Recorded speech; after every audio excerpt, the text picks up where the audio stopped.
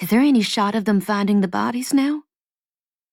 The businessman moves up beside me, scanning the bags that are now being silently belched out onto the conveyor belt. Find the bodies? He mumbles bitterly to no one in particular. They dragged that lake for months. Dug up that whole forest, too. Nothing. Those 6 families aren't getting any peace out of this. 7, I think. 7 families. People always forget the last victim. My mother. Maybe because she was supposed to stop him and didn't. That doesn't mean our family has suffered any less. In fact, I've suffered more. That night, I lost both my parents. But I can't talk about that, because that was the old me. A girl named Gabriel Thorn, and I'm not her anymore.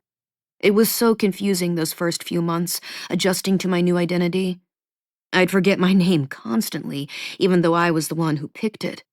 I'm sure Gran deeply regretted charging a child with such a monumental task, but I suspect she thought it would make me feel better at the time. Hey, Gabs. Your mommy's dead and your daddy's a monster, and the life you've always known is gone. Pick a name. Any name. Thorn became Mayfair, which was Gran's surname. Her attempt at giving me some agency in my own life failed, because for a first name, I picked Ryan. In my defense, I was 7. All I remember is there was a kids' show I used to watch with a character named Ryan, and I loved his name. Gran balked. That's a boy's name. You said I could pick, I protested. You said it could be anything. But she stopped and shrugged. Gran could hold a grudge like nobody's business, but she picked her battles. I suppose that's not the worst name. It's unique. Ryan Mayfair has a certain appeal. Not even 18 years old, and I've already lived so many lives, been so many girls. Gabriel Thorn, the broken child who lost 2 parents in one night. Ryan Mayfair, who spent 10 years trying to piece herself back together.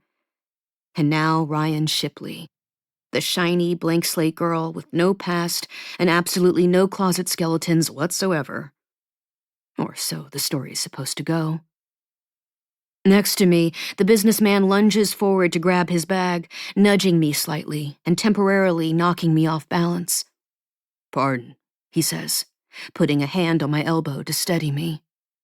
As I scoot to the side, I spot my purple suitcase pop out. I scuttle around the waiting passengers and, with the help of a flannel-clad older man, manage to wrestle it out of the carousel. Thanks, I tell him. He smiles and tips his cowboy hat at me. No problem, miss. They would not be talking to Gabriel Thorn so kindly.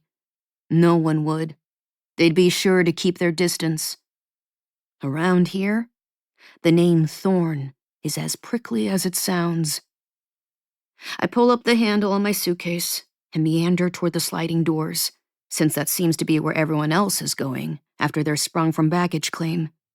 Outside, it's hot for mid-September. I scan the faces around me.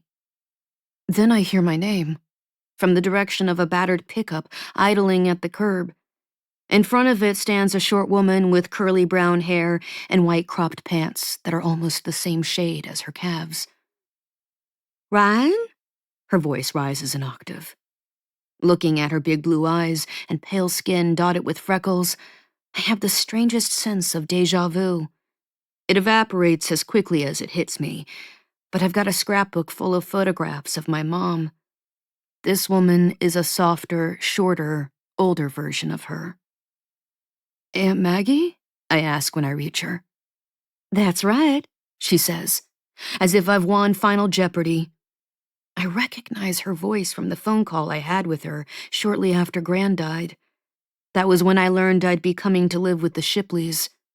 Permanently. She leans in to give me a stiff hug. Oh, honey, you look tired. How was your trip? It was fine. Maggie waits for me to elaborate. When I don't, she awkwardly claps her hands together. All right,